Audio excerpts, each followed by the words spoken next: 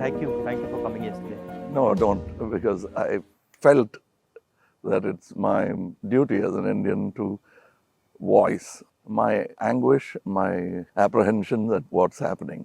And before coming, I was just looking through the pages. There's a big book I have, your grandfather's name. Achha. And I was looking through that, and I know this 2,800 kilometers is nothing. You walk through sweat, tears, and blood, literally. And we have seen history happen from the inner circle. I've watched it from the outer circle. So walking with you, if I don't come with you, it's not fair. My nephew's a photographer. So I said, listen, I want to give a little present to my friend Kamal Haasan. And I said, give me a picture, one of your pictures, as a gift to him. So I want you to guess what he came up with. What picture do you think he gave me? I don't know. Come, let's go and see it. Yeah. Oh, it's here. Tells you what Kamal is, right? And so this is what he gave me. This is what he came up with. Oh. Oh, he shot this? He shot this, and that's for you, because it tells us your approach, your attitude to life, and the fact that you're a great Indian and a great Tamil. Thank you. And we're proud of you. Thank you. It looks nice, huh? Oh, lovely. I'm quite interested in how you see what is going on in India. Of course, an Indian person, but also a Tamil person, because the view from South India often looks very different. It is. Than the view from North I'm India. sure it is the same from Assam or Meghalaya. The same, exactly.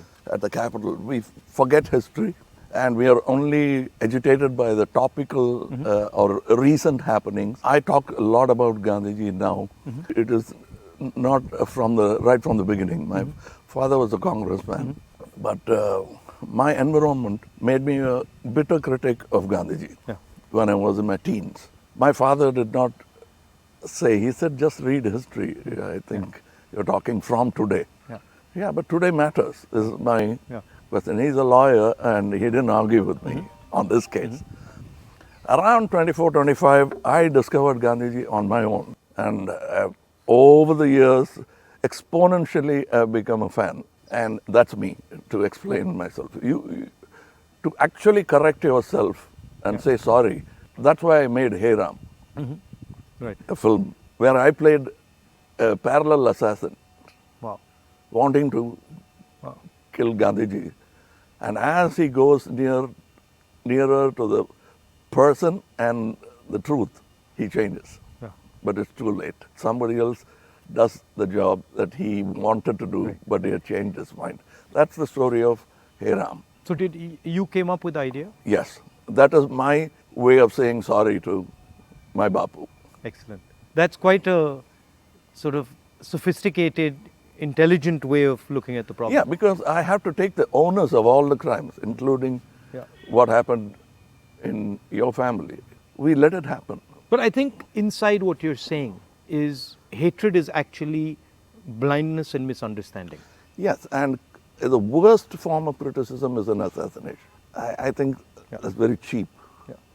And It's a coward. A coward does that only- because he has no other way to fight. But that cannot be the answer. So what's your view then of the violence and the hatred that is being spread in the country? I mean, I view it as a consequence of the fear that is being spread in the country. No, this is actually a synthetic, reproduced, Manufactured thing. I don't think so, because go into Kerala, more than Tamil Nadu, you will find amity prevails.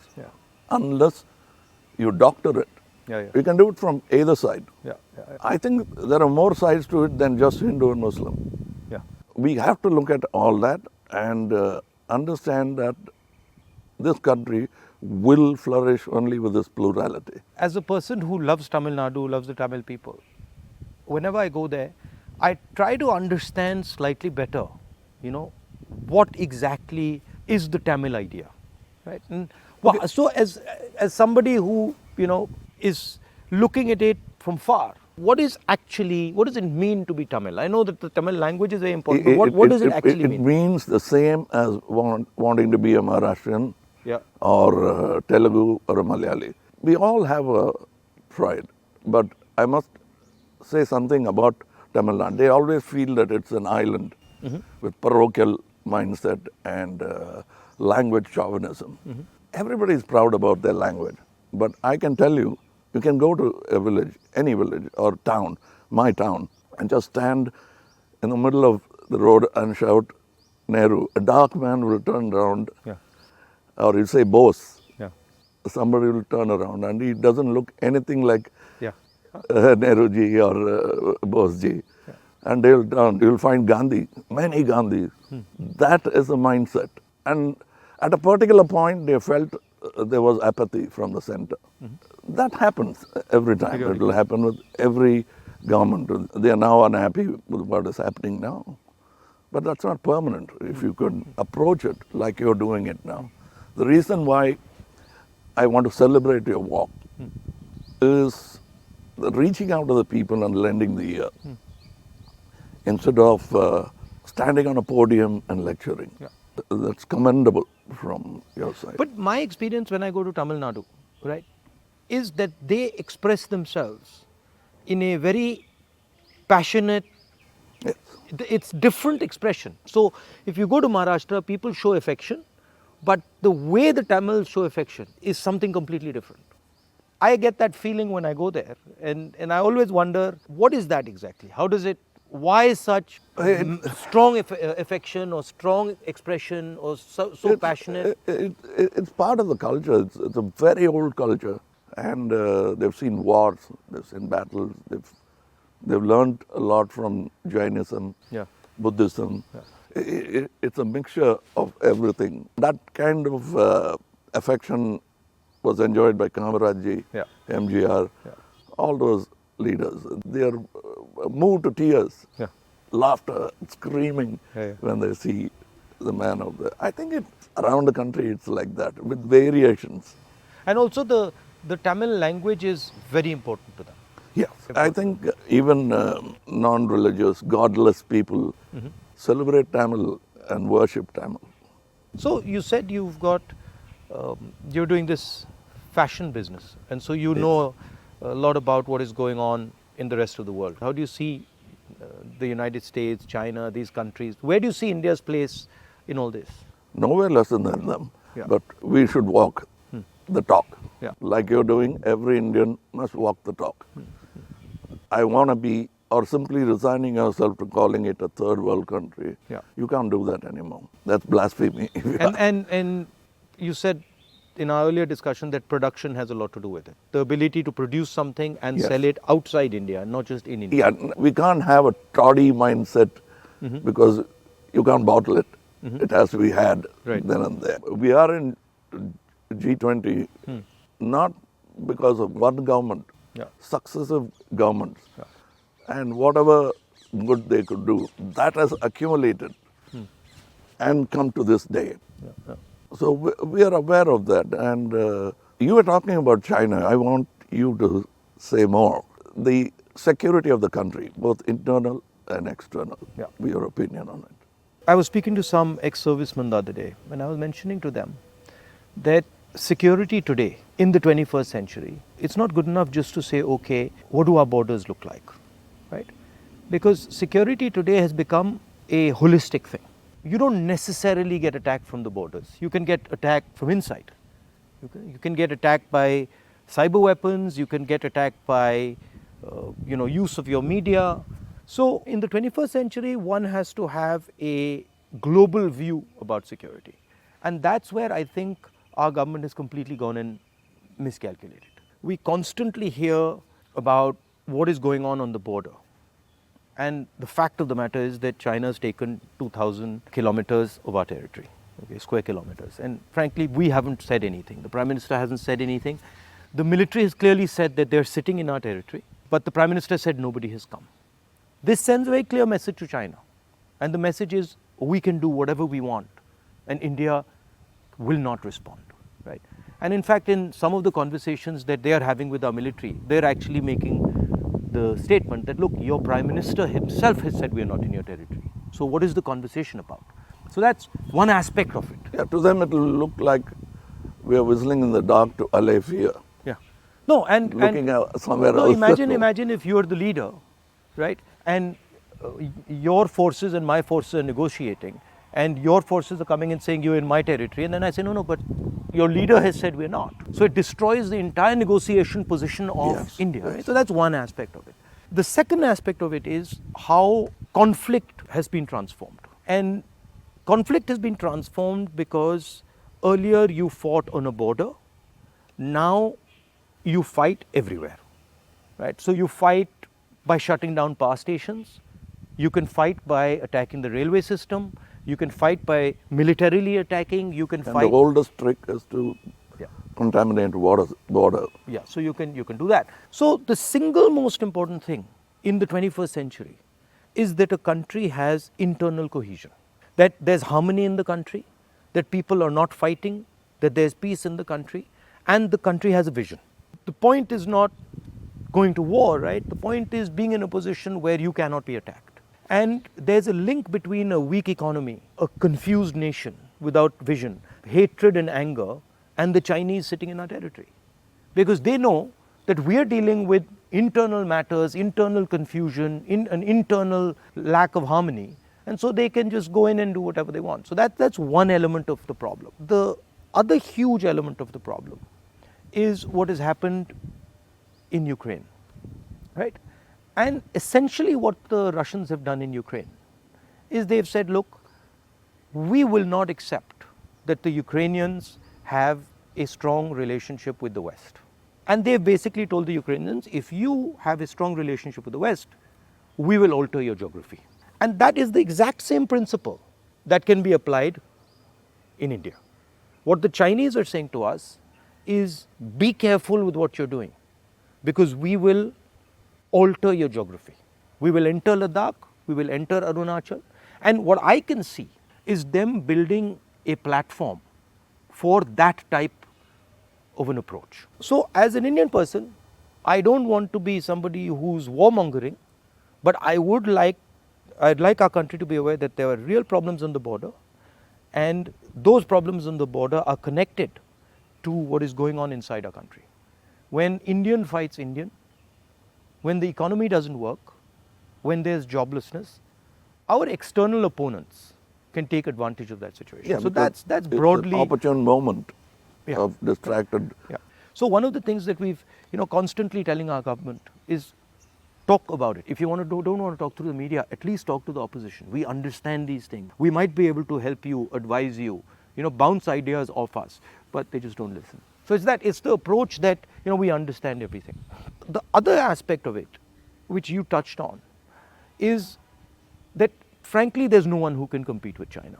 I do not believe that on production, on as far as the economics is concerned, I do not believe that the West can take on the Chinese.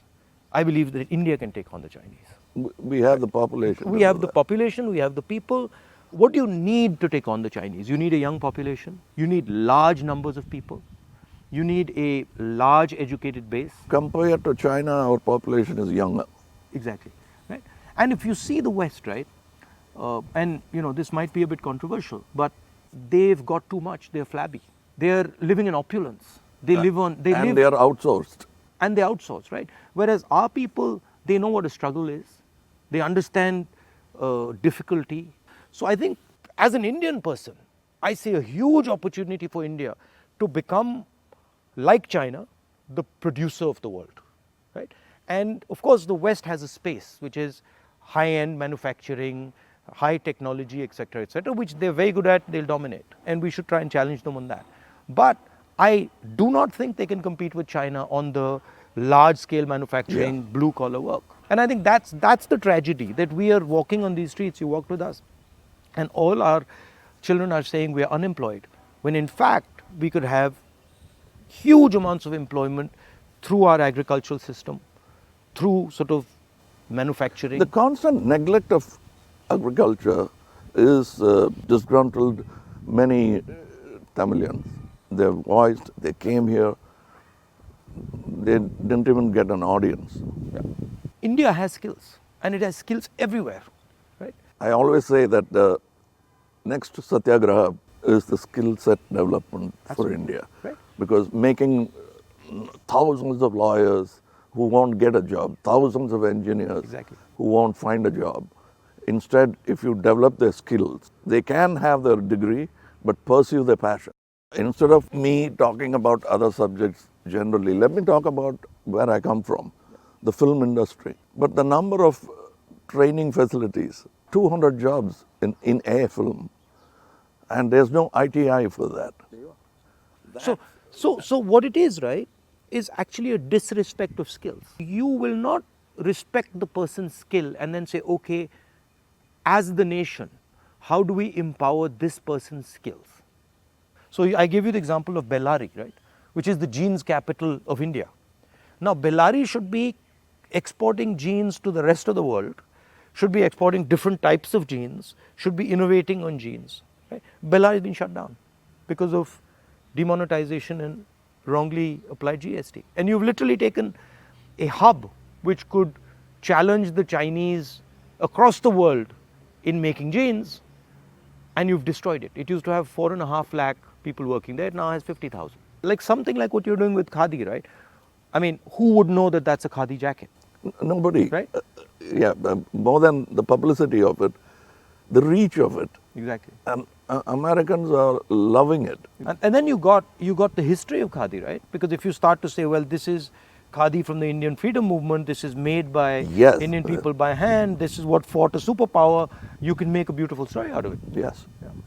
And it's not done in a modern factory. Yeah. It's done by people sitting in villages and handmade. Exactly. You know, I'm very happy and honored to be sort of partnering with these people who've been neglected.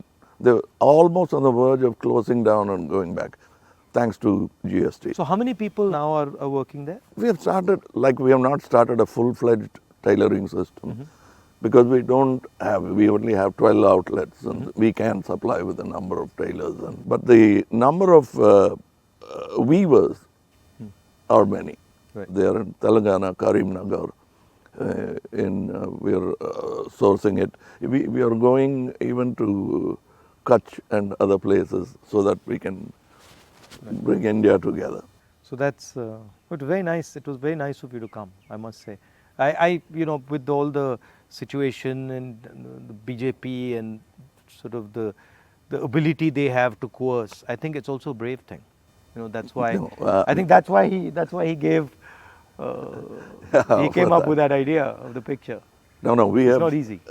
I'm glad he thinks of me that way, but I still remember the speech by Gandhiji when he said, "Shake the lion's mane," for which he was incarcerated.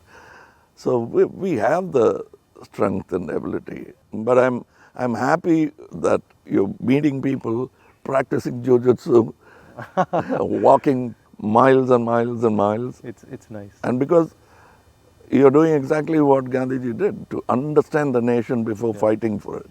No, it's quite a fantastic experience. I remember walking from Tamil Nadu into Kerala. It's completely different. Yeah. And as you said, it's changed, but then it's the same. So there's huge commonality and then there's huge difference. That's the individuality of it. That's the plurality that we should not lose at all. Yeah. And I think a lot of what we traditionally have is also the artisan, the small and medium person, the little clusters who have huge skill, but they are sort of hidden away, hidden treasures, so to speak. Yeah, I think it's very important that a government in position should bolster like farmers during the Gaja calamity. For them, after some time, party affiliations don't matter.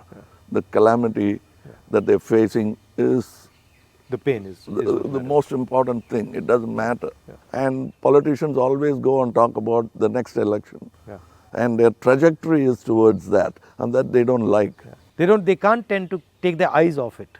Politicians. I find that. And I get criticized a lot, sometimes where they're like, oh, he's not election centric. I mean, I think of course, one has to fight elections, one has to be in politics, one has to take them seriously. But there's also another role of people. There's a role of bringing people together, of listening, of being affectionate. That role, I think, is a very important role. What we have done through our party is that simply sort of wipe the dust away from the Gram Sabhas and brought it back into, now it's happening because we are attending and now we want to take it into the towns. I think people should participate in politics, not necessarily electoral politics only. Exactly. But they must have a firm say that politicians will have to understand it's not all about number crunching, that they'll have to answer certain things. And people should also feel that I can vent or complain. I can say something, and politicians should also feel that I can take some punishment. He's shouting at me, okay, no problem. I did something wrong. I go and listen to what he's doing, what he's saying. I think that's, people don't like criticism. I think criticism is a good thing. I think we are a very young democracy still, in spite of 75 years. The reminiscence of the monarchy is still in our mind. Yeah. No, that's a profound thing you've said. It's true. It's still, they want loyalty. And politicians who are in power want to somewhere behave like a king. Because it's not too far behind in history that we had princely states. 70 years, yeah. But I think if you look, a lot of sort of our chief ministers and leaders, the approach is that of a king. You're like unilateral decisions. I will do whatever I want, not taking into account what people feel, not listening. I think there's quite a lot of that. Yeah, and they are offended when you call them a civil servant. Yeah. I'm not a civil servant. Yeah. I'm in position, I'm in power.